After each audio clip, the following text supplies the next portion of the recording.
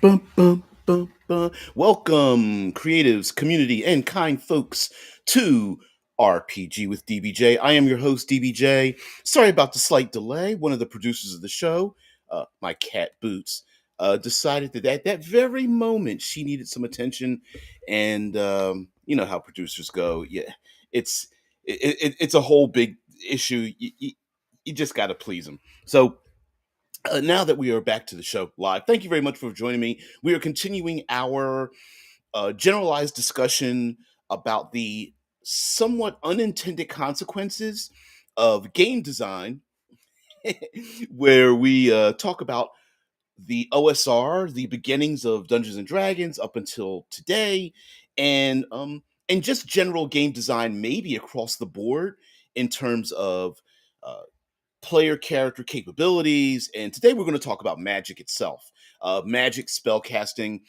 maybe delve a little bit into magic items and player character arcane abilities, and talk about some other gaming systems like DCC and wild magic. Maybe you might talk a little bit about that as well, and so on and so forth. So let's check in. Hey, Zamara says good morning. Fellow co-hosts. I say that the reason why all of you are co-hosts of the show is because I'm just a simple individual and not too bright sometimes, but I get a lot of um, inspiration from our conversations, and so it behooves me not to thank those individuals. So let me begin by giving my little dissertation as to what my purpose is in terms of having this somewhat artificial conflict between the OSR and fifth edition Dungeons and Dragons, and where we stand and such. So one thing I will say is that the the beginnings of the OSR, while not necessarily mimicking the how we perceive magic to be in a lot of our favorite our favorite movies, comic books, graphic novels, TV shows, magic was still pretty rare in the beginnings of the OSR. To the point where I would say that while I think Gygax and crew meant well. The fact that clerics literally did not start with any magic spells at first level, and a wizard only had one, it was like, well, I get what you're trying to say, but maybe that wasn't the proper approach to it. And of course, it quickly changed. And not only did our arcane casters get a wider range of abilities, but they also got them far more quickly at lower levels, which does make it seem, when you're one character and all you have is a magic missile and you have it for one day, and then as you gain levels, there's chances that you may not even be able to end up with the spells you want, and so on. And even clerics got their spells a bit differently because they had to pray for them, and there's a chance that they may not be able to get the spells they want and such. So it did become a little bit harder, although the idea of magic even having like a backlash effect or burnout or whatever, even that didn't exist back in the OSR. But as we got further on, um, you know, many as characters wanted to express themselves in the gaming world in these settings, that magic became both higher and spread wider. And I think both acts of spreading magic across most of the character classes and having that magic level, power level increase, I think both became an issue, and there was a reluctance to want to change the magic systems in the first place. So now we've got subclasses that basically every character class has access to some kind of arcana, and then we have the ability to what we're calling today spamming abilities, where you have low level class abilities or cantrips that you can just use over and over and over again, and literally first level wizards and clerics or something can point their finger at someone, an average citizen, and murder kill them without any uh, backlash, fatigue, calling of external enemies or something or whatever. So it's it can be daunting to create a challenging story when even the issue that we sometimes in the gaming community have with, say, the ranger, who tends to be more of a wilderness martial character, having access to even magical abilities. So yeah. So our co-host here, Michael, says, I like magic being strange and weird. That's why I mostly homebrew magic items. There's no truly cursed or truly beneficial permanent magic items. It's a sliding scale. I wish there were more rules that were intended for that. There were a ton of gotcha cursed magic items in the beginnings of Dungeons and Dragons that were like, what was like a necklace of strangulation and the sovereign glue that someone might want to drink or something. There were a lot of those out there. And pretty ridiculous. What was um, um, girdle of sex changing was supposed to be a cursed item at during its period of time, which is a terrible joke today, and it was just ridiculous back then. Michael's going to say Shadowrun does a great bit with the spell drain. The more powerful the spell, the higher the risk and amount of drain. Yeah, yeah, yeah. And Z brings up potions are. Excuse me. Where? Potions are the thing I homebrew the most, honestly. While it may have been made beneficial initially, who can say what changed after sitting for 5 to 500 years? Yeah, yeah. Does anybody remember the original, not original, uh, potion mixing miscability table? I think it even it. I think it's even in the Dungeon Master's guide that I have in front of me. Um, I Yeah, yeah, yeah, yeah. It was if you there it is, variant potion mixing. So in the fifth edition Dungeon Master's Guide, we do have oh, you can't even see it because it's too bright. Variant potion mixing. So if you have drunk or under the potion miscability table, yep, that where if you were under the effects of a potion and then you drank another one, or you tried to mix two potions and drink them at the same time, you could blow yourself up. Yeah, yeah, Mike's like, I used one for the out of the box adventure. Yep, I should bring that out and do and do a spotlight on that. But yeah, that there was a, and unfortunately, no one wanted to do that and use those variant rules, because if you drank a healing potion and then decide to drink another one, like, you might blow yourself up, or maybe something might blow out of you and you blow everybody else up. Um, Zarmar says, even with alcohol, the flavor and even scent changes when exposed to the air after 5 minutes. It sure does. Yep. Yep. Zamar's like, me, I am a home brewer in both senses. Oh, cool.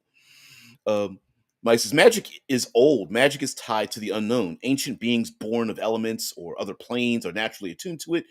We're we mere mortals are not. That was a also, I think, in the OSR, it was a commonality that you might adventure and you may think you know what effect is going to happen when you cast a particular spell or spell like ability, but if you go into the unknown, there's a chance that it won't work the way you think it does. Because there were a number of adventures where it would tell you up front, like, hey, listen, once you get in the wizard's tower, magically transporting yourself is not possible, or it if you attempt to scry a particular location, you might get a psychic backlash or something. And they used to in the adventure modules, they would put these little bits. I even one of my favorites back there is Expedition to the Barrier Peaks. It was the spoiler alert, sci-fi adventure in the world of Greyhawk, medieval world of Greyhawk.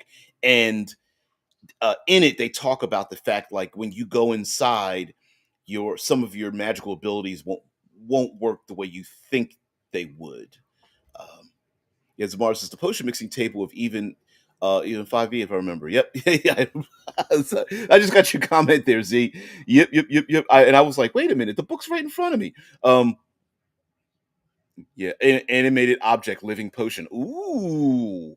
Ooh. Um, for those who don't know, we were contracted at Critical Hit Publishing. So myself, Alex, Rob, that make up Critical Hit Publishing, were contracted to make an adventure that we made for the Nerdarchy crew. So the Nerdarchy crew was they had adventures for their Patreon members, and they went to different creators to come up with these like 1 to 5 page adventures that were given to their Patreon that have some kind of value to it. And we were contracted to do is the Waystone. Wow, it's been a while. It's been like 5 years or something. But in it was a dead wizard who had trapped a troll in an alchemist's lab, and the troll was being experimented on with potions. And part of the adventure was when the troll escapes, who the troll now has an addiction to potions, would go after PCs with potions, and there were potions all lined on the walls, and would grab them randomly and swallow them or splash them, like basically bite the bite the corks off and drink them, and the troll's abilities would start to shift and change and things like that. And the potion misc ability was a little bit part of that, so it's kind of cool. Oh, out of the box is two is written. Not sure if it'll be published after all this nonsense. Sorry about that. Yeah, Mike says it's truly why sorcerers should be D&D's X-Men. I've always said that. I heard your little Donna had an incident yesterday. Yes, she woke up flying. She was pretty scared. We side note, on the channel we did a settings shaped by character classes, and one of those was the sorcerer class, and talking about like the X-Men, where you had people out in the world and you weren't sure what their abilities were, and then you had like family bloodlines that would control the the population, because their intermingling of their bloodline told everyone that they also had power. Power maybe they themselves may not have fully control over. Yeah. Asmar says, "What is the difference between sorcerers and wizards? The first is the jock, the other's a nerd. Yep. And then muscle wizards is just the wizard to glow up." It's funny. Yeah, and I always they've kind of shifted sorcerers around a little bit, and there's always the issue of people are like, I want to play a sorcerer, but I want to have just as much access to magic as wizards, which is kind of defeats the purpose of having two separate things. I always thought of sorcerers as the X-Men, like you were born with a focus, and that's what you like. I don't know. Let's say you're elemental water, right? If you were a sorcerer, then your all of your abilities were basically variations of elemental water. I mean, that's where my head canon goes with that kind of thing. But something else that um I feel like is lost in current fifth edition, and this is more of a narrative element more than a mechanical spells don't work the way you think they work kind of thing. But it was known that if you were playing like a cleric or wizard or any variation thereof, there weren't very many variations, but if you were playing them in game world, you had some connection to people who had arcane abilities that were better than you. So if you were a wizard, you came from a wizard school, and there might be a mentor or other classmates out in the world. And if you needed to learn other magic, you had to go to other people to discover those things, which meant that you had to interact with other spellcasters to gain your abilities. Clerics, similar but not the same thing.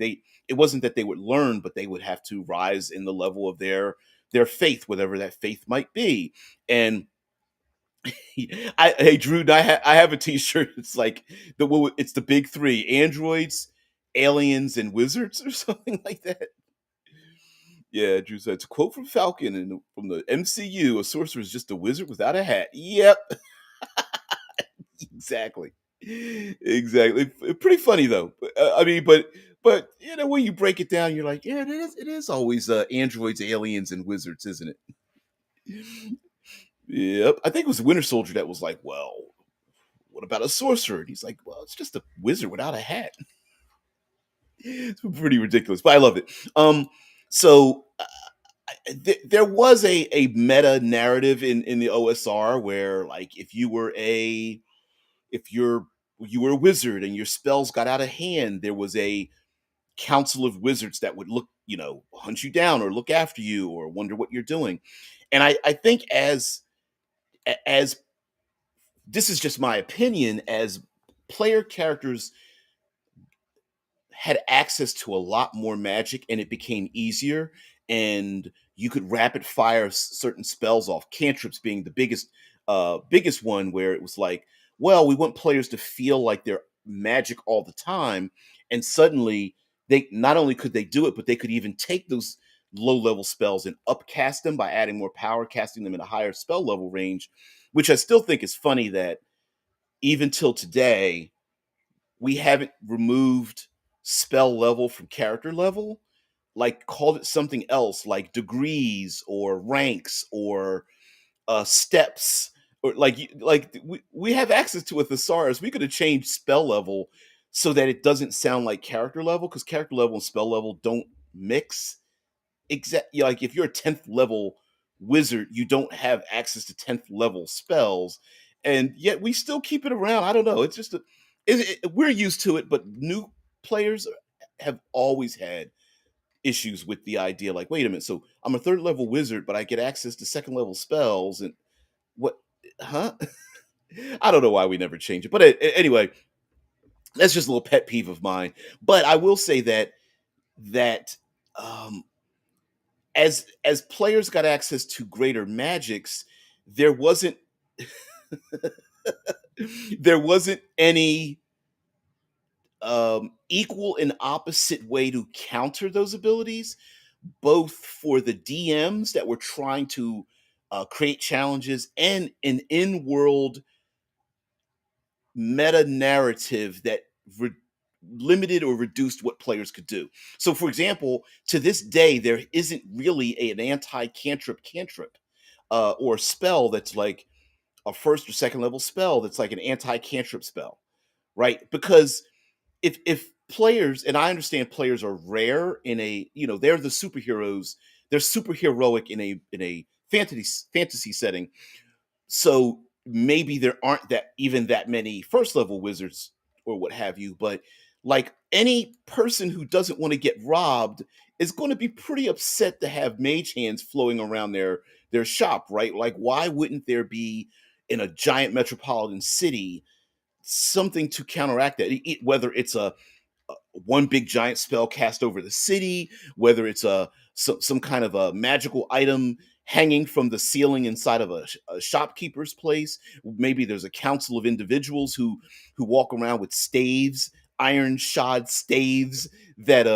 walk the streets, sniffing out the remnants of spells cast on ley lines or something. Like, it's really weird. Like it, and so players got great capabilities, but even monsters and adversaries didn't even get access to those things. And it's really strange. Yeah, Drew, this was spell level Leve. I don't understand. Yeah, it's just real. Zabar says, on the topic, really, the main thing that made Magic rare in all editions was the DM. Yeah, each starting edition of D&D had a small number of spells and a good number of magic items. And to be honest with you, that was one of the reasons why, like, some of the original magic items, if any of you remember them, were pretty bizarre. They were kind of gonzo magic items, and those magic items were many times didn't have many charges. A lot of them just were just single use items, and they kind of filled a niche just in case a PC got into trouble. They had to creatively think their way out. That's what they had to do. But here's another thing that happened, and I put this in a question both down below, and I posted it in the a Facebook group that I'm part of, asking the question of spells in the OSR compared to today. are like night and day. Like an OSR spell was described with like 1 to 3 lines of words, and some of that wasn't even very mechanical. It was like, oh, you can cast a spell of light. It fills 20 feet or something, and that's it, right? And then we get to today, and we have like 5 paragraphs detailing what a spell can do. And I think there's something in between, but it just seems like in the OSR, there's this embrace of the collective social discussion that we have of whether a spell is useful to do a thing or not, because it was never detailed within the spell mechanics. Now, as we moved on, I can understand that rules lawyering and dungeon masters could both were getting upset that, hey, I want to use this spell, and every table that I'm at, the adjudication of that spell is always different. I'm trying to think of one that was a one spell that had a big issue was it was originally called Tensor's Floating Disc, the floating disc spell. 3 foot disc, floats at waist level. It can carry a bunch of stuff. When you walk around, it follows you. And I can't remember how many times people wanted to put like 500-pound rocks and dispel the spell and dump it on people and ride it across ravines and all this kind of stuff. But the spell never detailed that. And then you get to today where if if you just read the floating disc spell, let me see if I can type it up. 5e. Let's see. 5e floating disc. Let's see who comes up first. Roll 20. D&D Beyond. Let's see. Doo-doo-doo-doo-doo. Yep. Okay. So yeah, it's not a huge paragraph, but it goes into a lot of detail. Um, yeah, Zamar brings up adventure paths where they had a small number of spells and a good number of magic items in the adventure paths. Mike says there's a over explanation of spells mechanics now because the abuse level increased with popularity. It sure was. I mean, listen, we wanted players to be creative in world. They kind of got creative outside the game too, right? Like yesterday, I was talking about the friends plus feign death spell. I heard one redditor was talking about a player trying to cast water breathing on a dragon so that it would drown, it would suffocate in the air or something.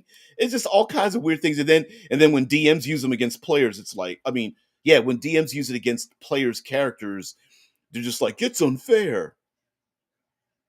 Yeah, Drudenfuss says hard magic is sadly the norm in the hobby.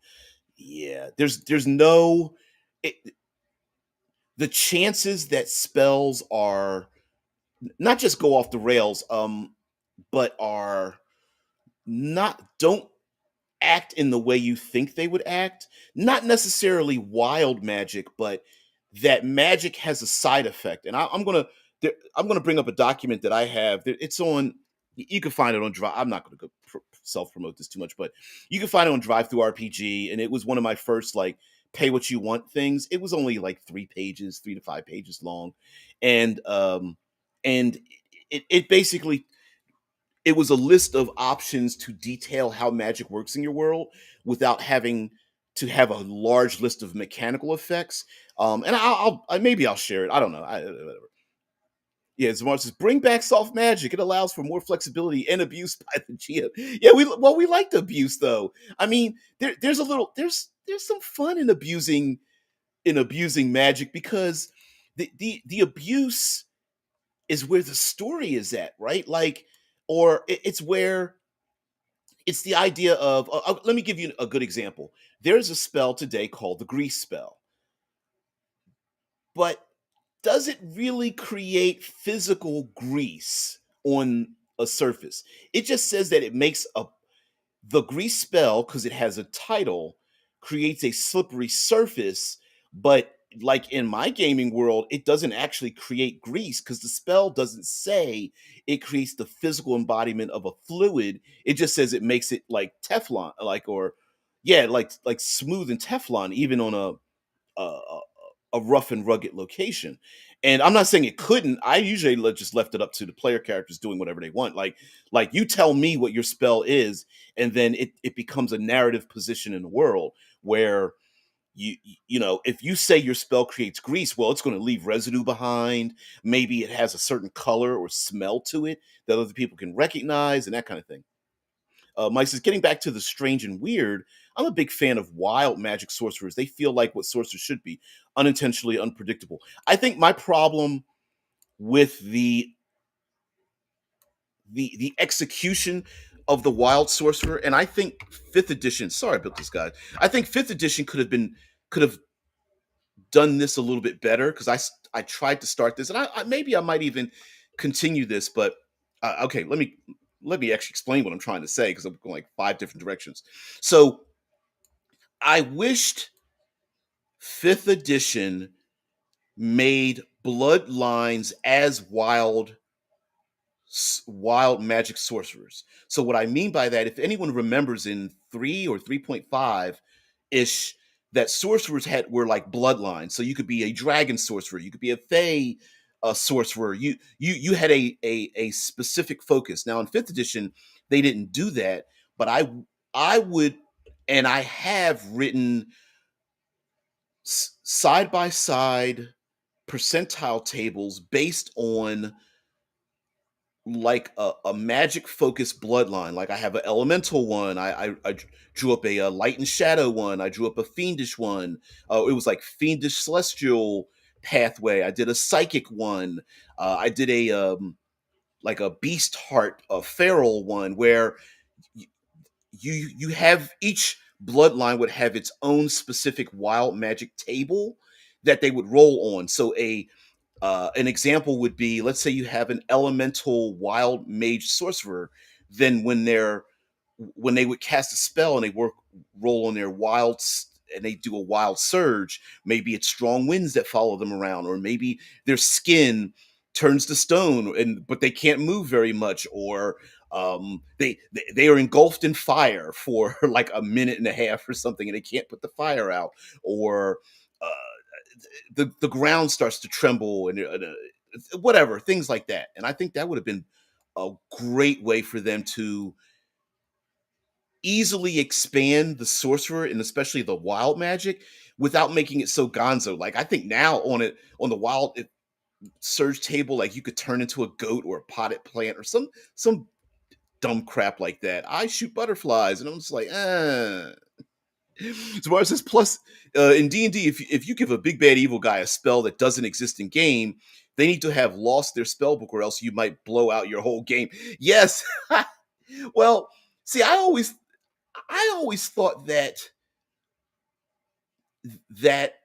the bad guys always had broken spells, which is why players never had those capabilities, right? Like a necromancer being followed by all kinds of undead, I thought was just that was an agreement between all of us, right? Like, of course, the necromancer is going to have an army of undead, even though there are very few spells to allow them to have that. But you do make a point where when you had an evil wizard and the player goes, "Great, we killed the evil wizard, lich, whatever it is, right? I want to get their spell book and start writing down those spells in my book." And then you just do the face plant, like, don't. Okay, how am I going to fix this? And just come. Well, they cast a spell, but the book burned up. Didn't you see the book burn up in the corner? And the player just looking at the GM like, no, no.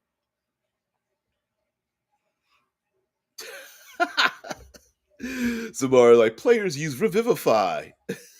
it won't it won't show up on the on the chat. It just tells you what it is. But yeah, it's so funny reading because I can't see the actual emoji. Big bad evil guy uses revivify. Face purple, crying. Face red, droopy eyes. Face orange, frowning. Face orange, raised eyebrow. But it actually makes it word wise. It actually makes a lot of sense though. But it's just like when the bad guy uses revivify, it's like, wait, it's the it's it's what Blade says under his breath when he goes to slice up Frost in the first Blade movie, slices him in half, cuts his arm off, and then he just like like slurps back together because he becomes the blood god, and he's Lamagra or whatever, and he's like, "What the? Those are your PCs. That's what that is." Mm-mm-mm. Mike says, "I have a swarm sorcerer in that Ember handout I sent you. That was written likely a year before the Swarm Ranger came out." Yeah, uh, mm, yeah, and I like reflavoring and re. I mean, they don't even. Never mind. Sorry. I'm about to complain about like reskinning, reflavoring things is an excellent player and GM tool, and why that hasn't been reinforced in Dungeons and Dragons. But then if you do that, they won't buy books and stuff. Zamar says there is a way to make wild sorcerers a bloodline thing, but I'm against it because it would be traumatic. It has to do with my revivify power word kill living living magic fight joke. Oh yeah. People coming back and dying and coming back and dying. Oh no. Oh, living spells having babies? Ooh, that's a thing. Hmm. Okay, so let me let's see if I can pull this up. So uh let's let's see if I can find the free one on drive through RPG. And yeah. Let's get here. So getting started. Listen, I'm small potatoes, so don't even. But getting started in my life of productivity, critical hit pub- publishing. Where is it? Let's see if I can find it. And it should be right here. What's it called? Spells and rituals, weapons and magic. Um, not the pipeline, not the adventure special collections. Oh well, maybe I can't find it.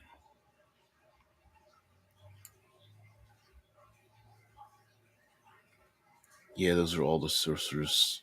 I it's my own stuff. I can't even find it. Anyway, all right. So let me not do this and have you just watch my face around because I'm navigating in and out of over on Drive Through RPG. But one of the things that we come out with was extraordinary extras, and it was Arcane Ancestry, and yeah, I'll post it up here. But anyway, so one of the things that I was able to do. Hey, Princess Bryhammer. Hey, what's going on? All right, says my go-to excuse for that quote, the necromancer can raise an army of undead and you can't, is just that quote, there are the NPC equivalent specialties classes. Yeah, prestige classes that exist in this world that just don't exist in the player options that adventurers have access to. Yeah, I never bothered to explain it. And for some reason I never had players argue the point, but I mean, are there threads out there? Are there people out there like players out there arguing, like, well, how can the NPC enemy do the thing that I can't? But it's actually a little bit ridiculous because n- most of the monsters can do things the players can't anyway, right? Uh, what did you look up? There's Amaris is I looked it up. You have half as many videos as you do subscribers. That's amazing. Oh, you mean like how many videos I have out there? What I don't know how many. Dead Man knows pretty much like I don't know 1,200 videos, 1,100 videos or something. Yeah. I've been putting out videos for 5 years, 6 years now, something like that. I don't know. Now the back half. Listen, the very first part of those videos were very short. They were like 5 to 20 minutes a piece, and then the back half of like the last 5 or 600 videos are like hour longs. So yeah, whatever. But anyway, okay. So I think one thing to bring back a little bit of the um, mystery in Magic, I think, would be how players are able to uh, how the Magic relates to the world. Like, let me give you an example.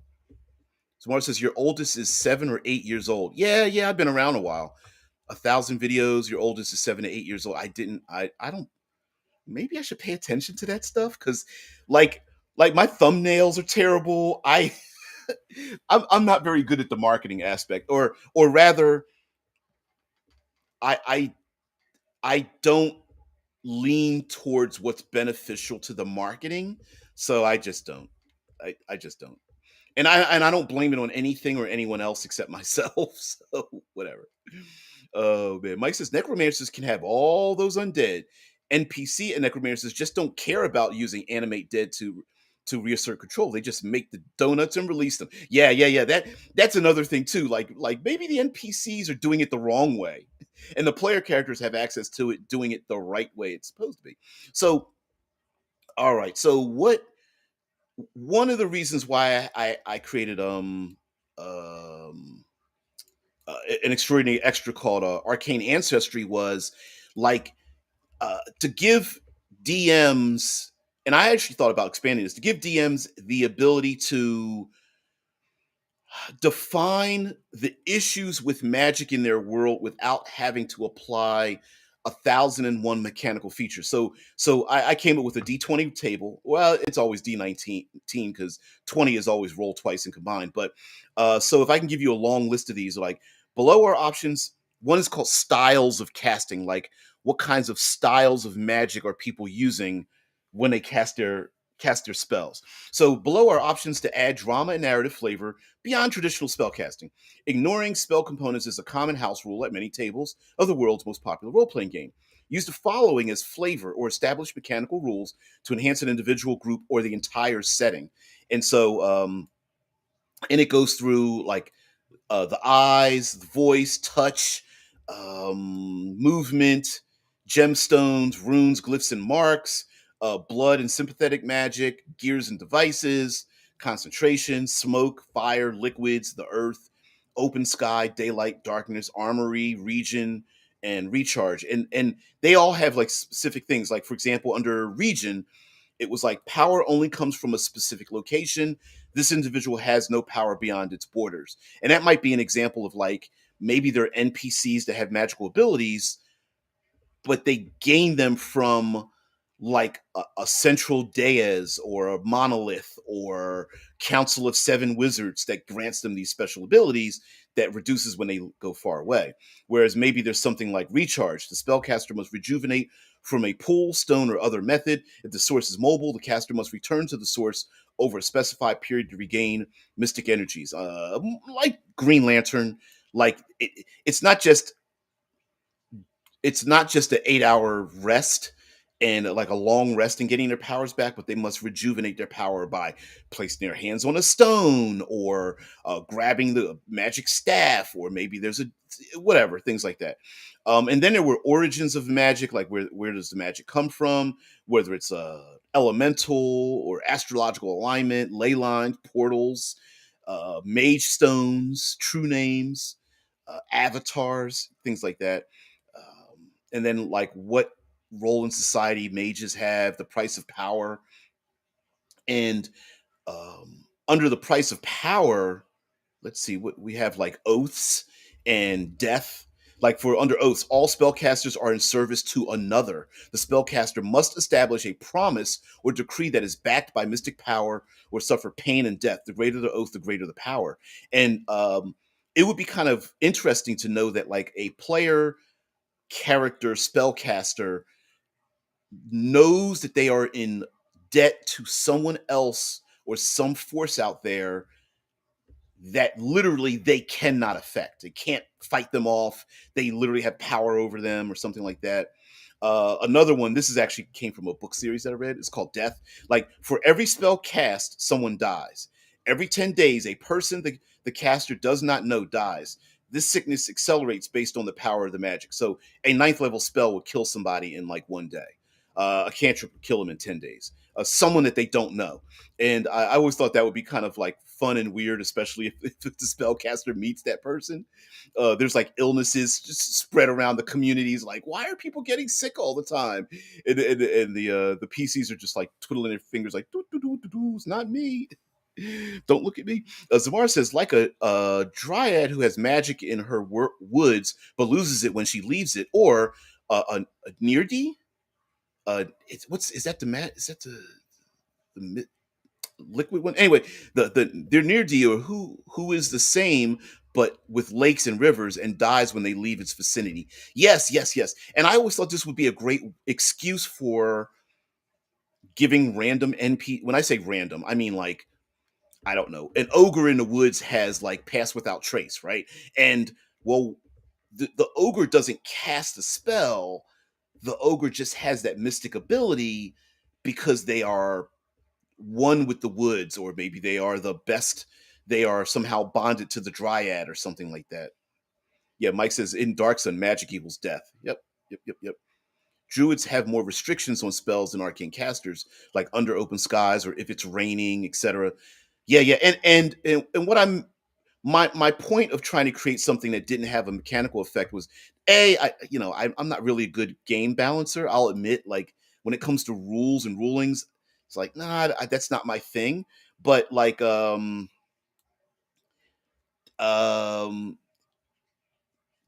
here's one. Predators. This is a side effect of having access to arcane power. And what I wrote was, nothing is free. The price of having this great power can be a cost most will not pay. Below are some effects magic can have on the individual and the world. This was called Predators. Dangerous creatures stalk the shadows. When a spell is cast, the caster shines like a beacon, calling predators from around the region towards them. Nothing will stop these monsters, but refraining from magic keeps them at bay. The masters use the masters use threats and intimidation to coerce the population to turn in violators of the magic of the rules of magic. So the idea is I'm imagining like blind bestial creatures, and maybe they're like hunters or something, that every time someone casts a spell, it's like the One Ring, right? It's like Sauron's eye looks for that PC and it's like, wait, they cast a fireball, right? They may not even know or care what spells being cast. All they do is they just smell it and they start hunting them down. And I, I I did have a player character that we used something like this, and after a while they didn't enjoy it. But it was the idea that that and then, like the invisible stalker monster, magi in the world that cast spells would summon these creatures that to every other person was completely invisible and intangible except for the spellcaster, who saw them and was physically affected by it. So what's a good creature, like an ice devil, right? Spell the mage keeps casting spells, and ice devil shows up. The ice devil walks through the city square, but nobody sees it, and literally people were just like, oh, I feel a chill because the ice devil just walks through them. But the mage has to fight it one on one, and even their allies really can't fight it and see it and whatnot. And I just thought that would be kind of cool. um yeah, one is hunted. No caster is without sin. In this world, they are hunted down and killed as an example of pride and hubris going wrong. Um, Imagination Nation. The Imagination.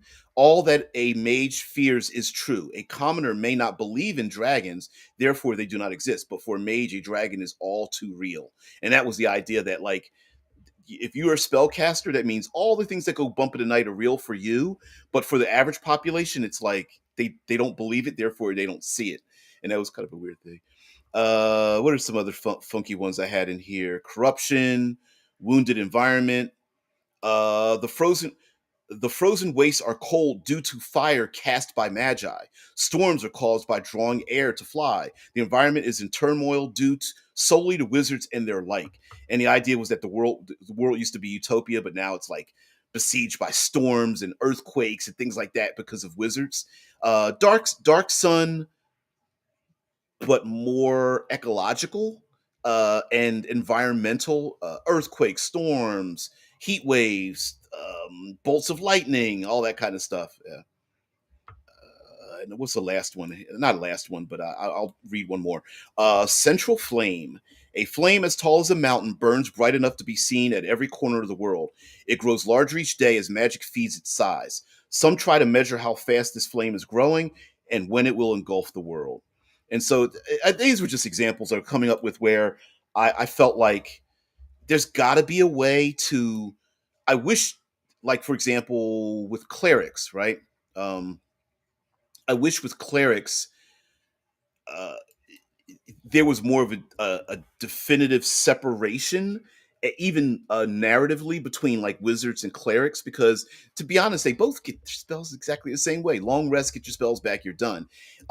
As opposed to like Greek mythology, where you know avatars of the gods would come down and fight mortals or something like that. Truth says, talking about how long you're doing this, I was reminded about the Six Styles of Magic video. Wow, you did. Looking it up, that is 7 years ago, and I have recommended it also 7 years ago. Really? Was it? Has it been that long? Man, I feel old. That was when I was using it on. I think I had like a Galaxy 4 Android phone or something. Sound and zombies or other monsters. Magic is a dinner bell. Yes, ding a ling a ling ling. Come and get it. Oh man, but listen, in Greek mythology though, with magic, like what was it? The gods would create. Okay, so the Minotaur, Medusa, it was like they were cursed by the gods to exist, and when the heroes fought them, it drew the gods' attention. So I was thinking how cool it would be to put clerics in opposition. Oh, so today we have clerics in opposition to the undead. But and in 3 or 3.5 or something, clerics could pick a focus, so their channel divinity power could be used against a type of like other than undead. So it could be used against giants or humanoids or oozes or plants or aberrants or something like that. And I was like, well, why wouldn't they just be enemies of the other gods in the world to stop the PCs who are faithful to that godling, right? Like it's not just that the clerics are against the undead. What's happening is that there's a godling of a necrotic divinity that's specifically sending the undead after the PC, right? It's not just generalized. It's more like no, the undead are going after you because you represent the power to stop me, right? Not it's not just a general. Oh, there's undead. Use your turn undead ability. Mike says that needs to literally be in a setting.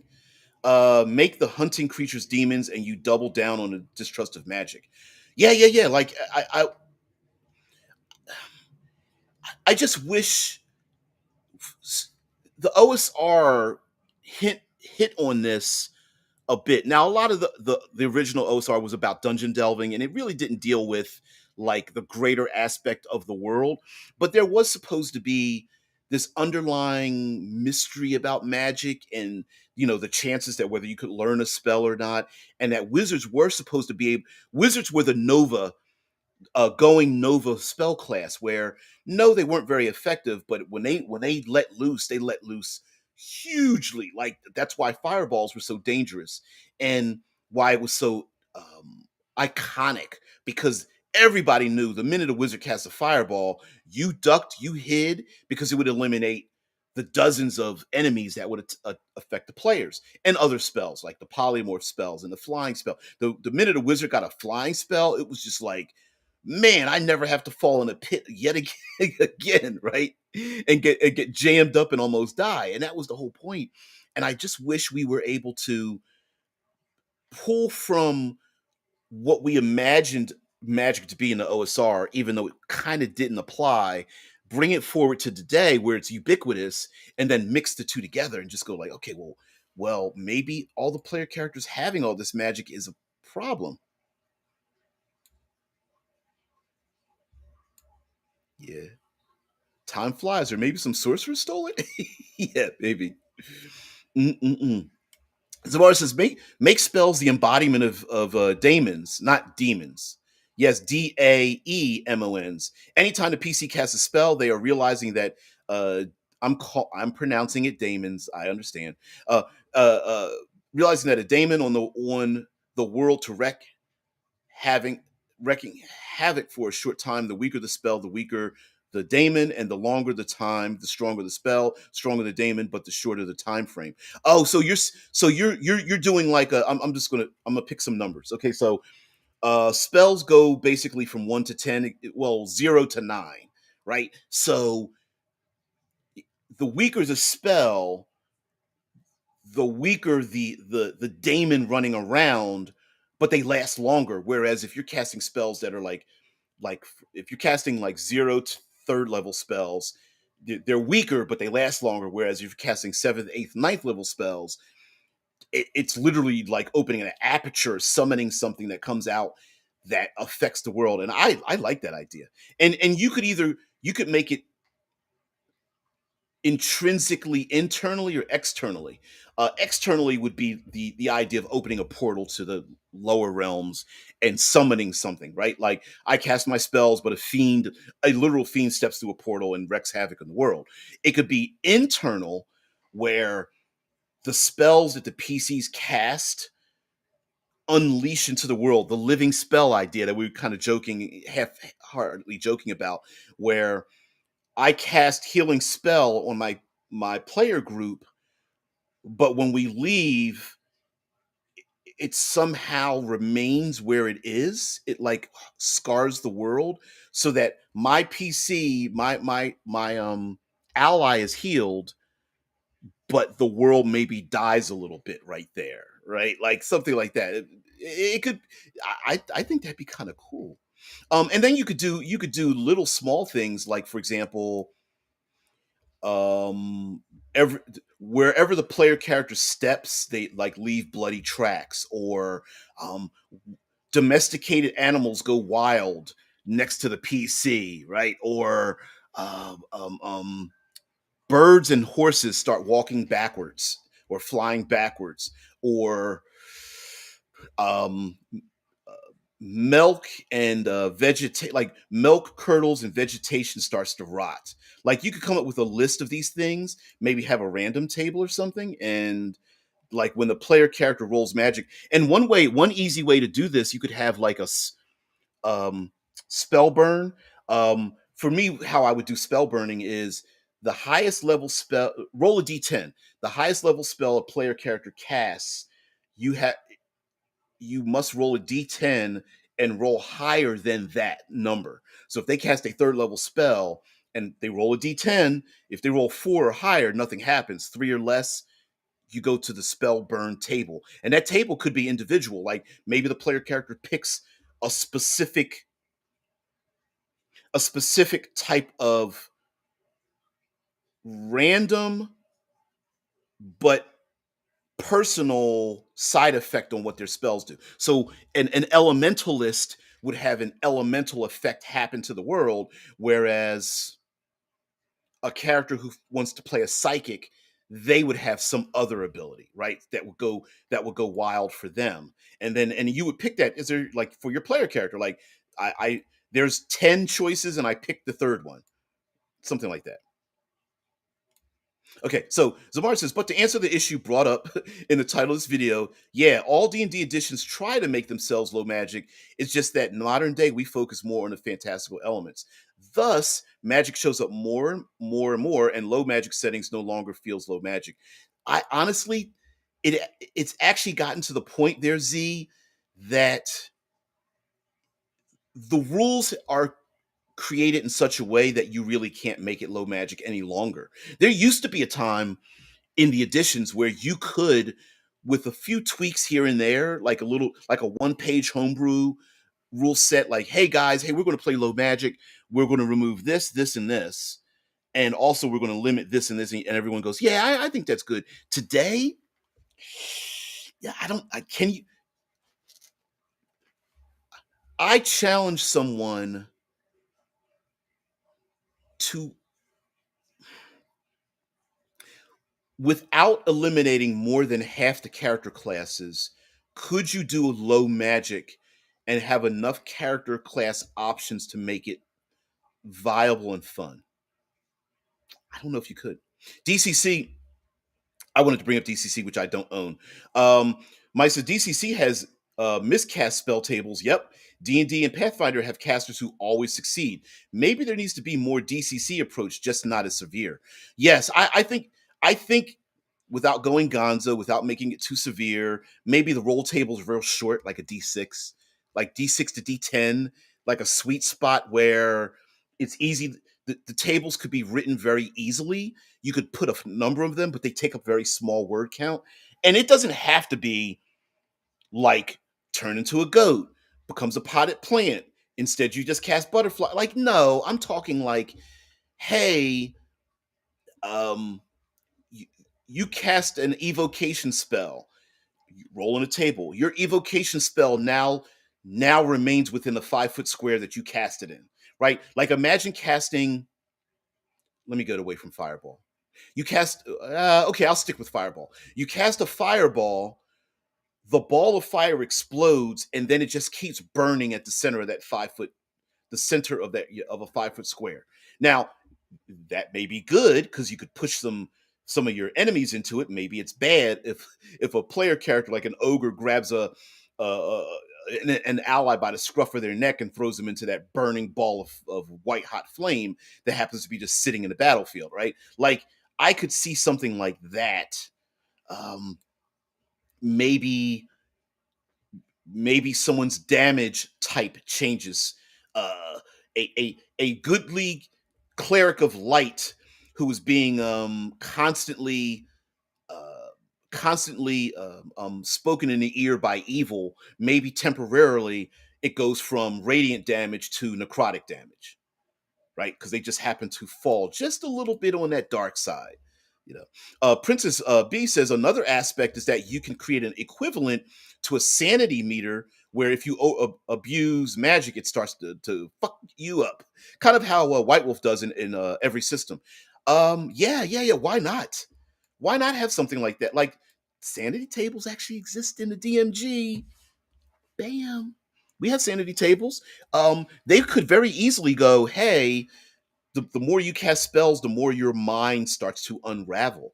Maybe it's not that maybe it's not real world sanity, so you don't offend real world sensibilities. It's Cthulhu insanity, right? Your mind keeps getting exposed to things you shouldn't be looking at, and so as you cast spells, it's more like your mind is almost leaving your body, right? And you see these things, and maybe those things look back at you. What is it? Looking into it's the danger of looking in the abyss is that the abyss looks back at you, and yeah. Yes, Mike says it feels like modern fantasy gaming is like a ladder. Every edition gives the PCs more power, climbing another rung. Asking PCs to drop one rung is like asking them to fall off the ladder. Yeah, yeah. That's why I think maybe we could we, as if we're designing everything, maybe we could limit those things. Not okay. Sometimes the worst thing to do is to take something away from someone. Maybe the better thing to do is to give a PC an option to basically say, no, no, no, no, you have access to all this. And I even think you could do this in world. Like, as the editions have changed and the magic has gotten more pronounced, maybe in world, this is a real thing that's happening. That literally in the world, there's more and more magic, and say, hey, player characters, yes, you have access to all this, but here's the result of you continuing to do what you're doing. Here's the result of that. You make the choice. And I think that would be really cool. Uh, Druidfuzz says Warhammer Fantasy and the World of Darkness had such magical side effects. They sure did. And they also made it a lot more ritualized in World of Darkness. It, it felt more ritually, I think. Zamar says a miscasting table is great, but no longer feels in spirit with D&D, and to a lesser extent Pathfinder. I would say give an additional effect to their magic spells. So table, but with guaranteed casting. Yeah, that's what I'm saying to outwardly. Like, no, don't tell them that the spell doesn't work. No, it works, but the side effect could be something like not just that's the side effect doesn't necessarily have to be them at that very moment. It could be something in the background keeps changing, like an NPC, the player character summons something from another world, and when they look at an NPC, they're never sure if that creature or power is possessing an NPC that's staring at them, or once again it casts another rip upon the cosmos, and you know the pyromancer spellcaster knows that the fires that are happening more and more recently might be their fault. Um, Paul, DM Roca, hey there, what's going? Oh, Raw, I'm sorry. Um, says, I really tend to shove in side effects and miscasting in my games, no matter the system. And I don't. I would play in that. I don't have a problem with that. I absolutely like those things. I think it turns people off because a lot of the tables and things that we see tend to twist more towards the comical, super outrageous. I mean, people still love. Like, I mean, there's a reason why Dungeon Crawl Classics is getting more popular now because as people are like fleeing from WotC. But yeah, yeah, burning the magic candle from both ends. Yeah, I love it. Druden says, I hate it when such magical side effects only happen on a failure. No, make them a choice of the player. Yep, let them have some side effect to also have a stronger primary effect. I Now that would be kind of cool. Like it could be tied to upcasting. Hey, you want to cast a magic missile? Fine. You want to upcast it? Let Hey, let's have that discussion, right? You upcast it. Here's the side effect. You pick. I mean, and maybe instead of rolling on a table, maybe it's like I'm playing an elemental caster, so there are four options that happen when I upcast my spells. And they don't all have to be good or bad. They could just be, right? Like um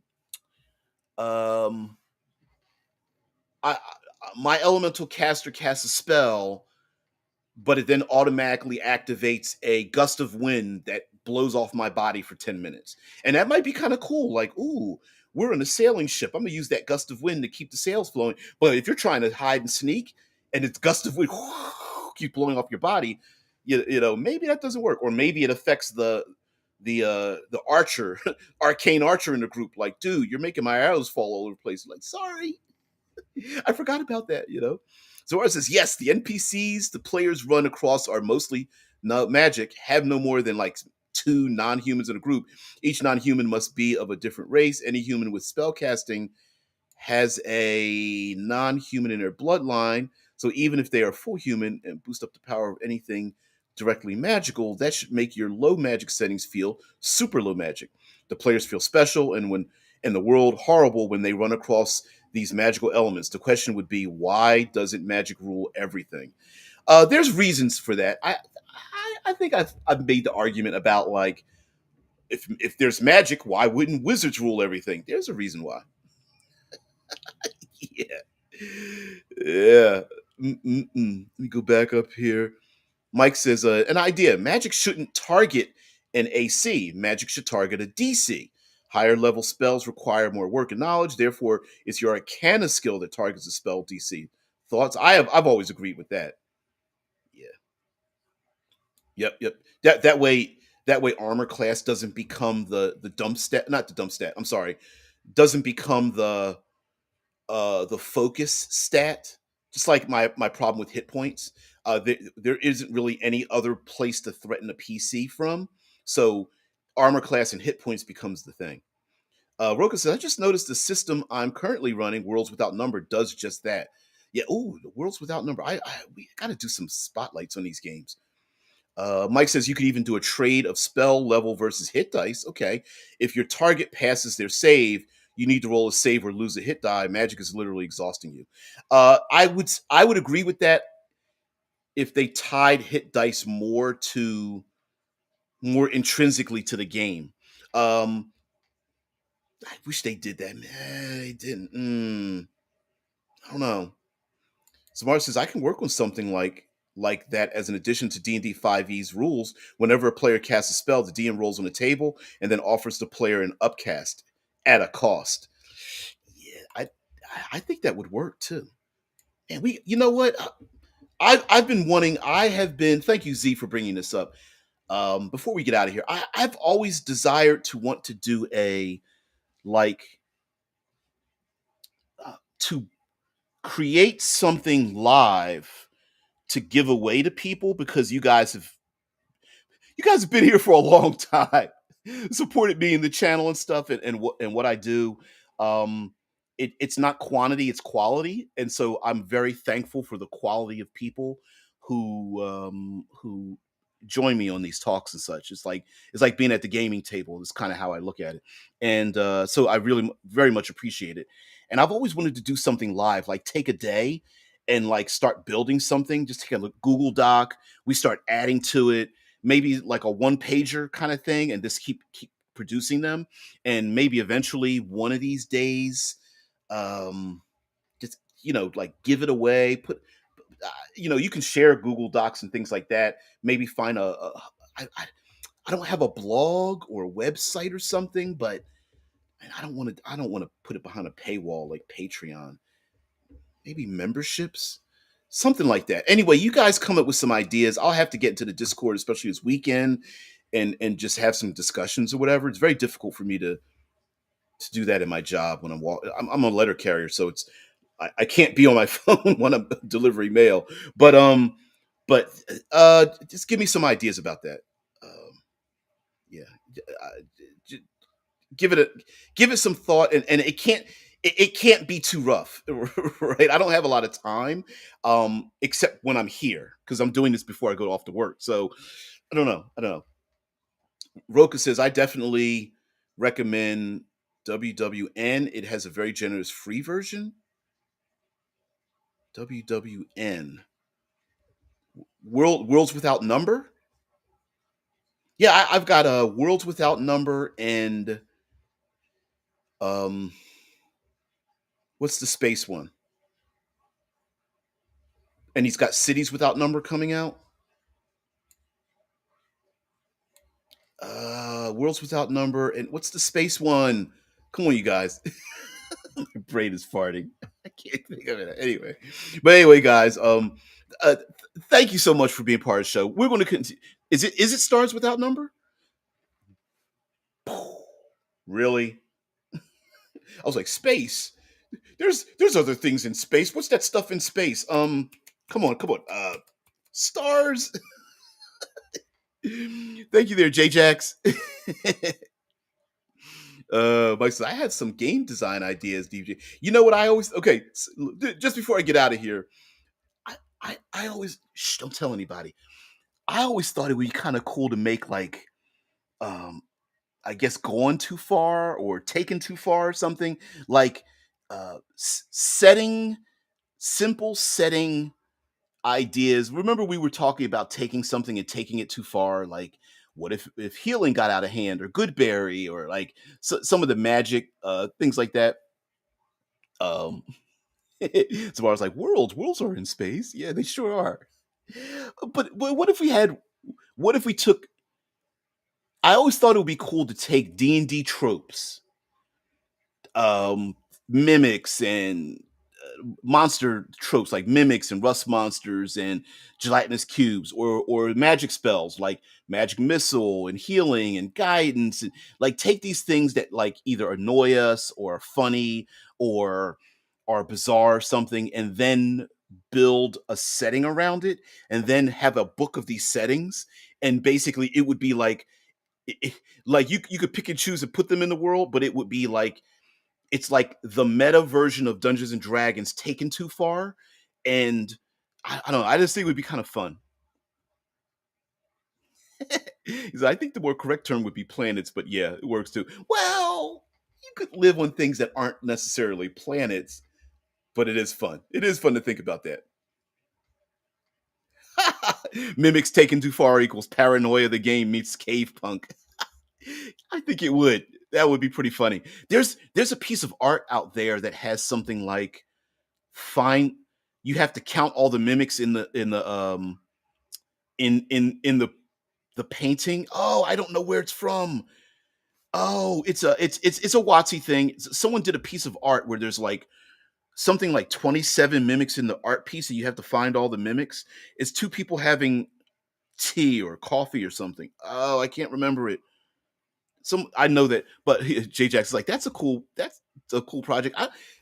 Maybe we could work that together. Like I've got videos on that where it was like, what if Blink Dogs and Displacer Beast got out of hand? What if healing got out of hand? What if the guidance spell got out of hand? What if magic missile or something got out of hand? Like, I don't know. I think that would just be fun. It would be fun. It doesn't have to be comedic, but it would be kind of strange. So I'm gonna give it some thought. I don't know how. Now, mind you, I'll probably try to do it and stumble through it because I'm a person who is do it first, worry about the details later. So maybe I'll pick a day and I'll do like a maybe we'll do like a world building Wednesday and then just like world build on a Wednesday and we just keep adding to it. And then everybody I can't pay you, but if it's produced, I could give it away to you or just give it away for free in little bits and chunks and then maybe one day put it in like a hardback kind of thing, something like that. Dreamfuzz, the channel, Roll of Law recently talked about Stars Without Number, and I realized that game is not for me. Oh, really? Oh, okay. Well, hey, listen, there's no need for you to have to like a game at all. Like, what was it? We've got somebody that joins us all the time, Wayne, who's just like, yeah, I'm not really into sci-fi, and I'm like, okay, you're still welcome here. You don't have to you don't have to apologize for that or something. Zamar says if it's released and we get credit, that could be as good as payment. Oh yeah, to get your no. Listen, people who submit ideas get credited for it. I'm a big proponent of that. Going too far now in beta. That was going to be a working title, but it does sound it's kind of like Black Flag for Cobalt Press. I was like, they're like, we're not sure what we're going to call it, and I'm going, you're going to end up calling it Black Flag, right? I'm not saying that that's what they will do, but I'm like, because that's what you're calling it, right? Sometimes the name that you call it, the working title always sticks with it, although it doesn't always work. I did the work on Level Up Fifth Edition, and like Level Up Advanced Fifth Edition is maybe we could have changed it from Level Up because it was literally the working title, and everyone's like, let's come up with some names. It was like 30, 40 different names and variations, and everyone's just like rolling their eyes, like, let's just call it Level Up, and so Morris had to decide on something, and that's what it came up to be. And now when you type in level up, you always get like roided out bro dudes like, oh, you gotta level up, dude. You gotta level up. It's crazy. Anyway, guys, I got to go. We'll probably do this like a world building Wednesday kind of thing, and I'll start some preliminary stuff. I'm a outliner, so I like to break things down into small little chunks. Um, uh, Zora says, I mean, my working title for my game was custom game system. I knew to change that quick. Yeah, like I'm part of the consulting crew on Cool Name Goes Here, um, RPG, the Kickstarter. It just got funded. It's successful, but the word isn't getting out on there. Maybe I should start doing that. Use my outro for that or something. But I'm going to end up working with like Kenneth Haidt and Robin D. Laws. That's kind of cool. It's kind of cool. I feel really good about that. But yeah. I would like if they call it Black Flag, especially if they would make a pirate setting for it. That's what I was thinking. Like couldn't they just add a little meta setting that it's kind of like archipelago of islands and piracy ish, and each island is a continent that belongs to the community. So my game setting is an island in the Black Flag setting, and your game would be yours in your black set your black set. Uh, your continents would be islands in the Black Flag setting. My working title is Heartbleed. Ooh, I like that. Cool. Cool. All right, guys. We could go on it. Shit, we could go on for like for years and years with all this kind of thing. But yeah, if we, I think we can do it. And because I'm an outline writer, I'm a framer, not a gardener. So I like to break things down. Like DBJ, we can have black settings. It's inclusive. It was. Thank you. That wasn't. It it was a what is it called? A non sequitur. It was a non sequitur. It was a little thing, but be kind of fun. So guys, since you always bring your best and giving people the opportunity to get credit for their creations is always interesting. So yeah, I think I'm going to take us out right now. I think that's a great thing to take us out on. Thank thank you. Will your thing show up? Yeah, there we go. John Andrew with a smile. Thank you for taking us out with that. Guys, thanks very much. Tomorrow we'll continue our discussion. Not exactly sure where we're going to go with the OSR D&D thing, but we'll come up with something cool. So guys, I'll see you later. Have a great one. Thank you for supporting me and being part of the channel.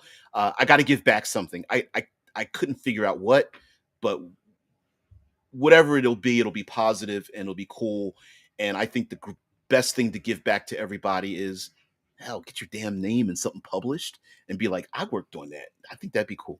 So guys, have a great one. I'll see you later. Peace.